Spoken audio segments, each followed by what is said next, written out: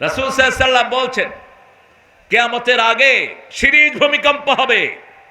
খাসফুন feel মাগরিব খাসফুন feel মাশরিক, পূর্ব পশ্চিমে দুইটা মহাদেশ সাগরের তলে তলিয়ে যাবে। মা আয়েশা জিজ্ঞেস করলেন, মা হুয়া সাবাবুল জালজালা, ভূমিকম্পের কারণ কি?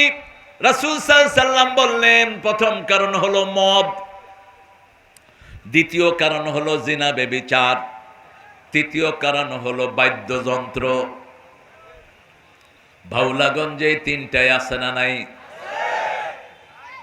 চেয়ারম্যানকে দায়িত্ব দেবে এগুলো থেকে মুক্ত হও। যদি মুক্ত না হও, প্রথম তোমাকে আসামির কাঠ গড়ায় দাঁড়াতে হবে। জনগণের দায়িত্ব নেওয়া এত সহজ নয়। রাসূল বলছেন 10 জন যার আন্ডারে আছে, কয়জন? 10 জন যদি কারো আন্ডারে থাকে, ওই 10 জনের সার্টিফিকেট ছাড়া ওই নেতার পার হওয়ার কোনো উপায়। ওমর ফারুক বলতেন, নেতা ভালো খায়, কর্মীরা খারাপ খায়। নেতা ভালো খায়, তার আন্ডারে জনগণ খারাপ খায়। ওই নেতা কিয়ামতের ময়দানে চোরের কাতারে দাঁড়িয়ে যাবে।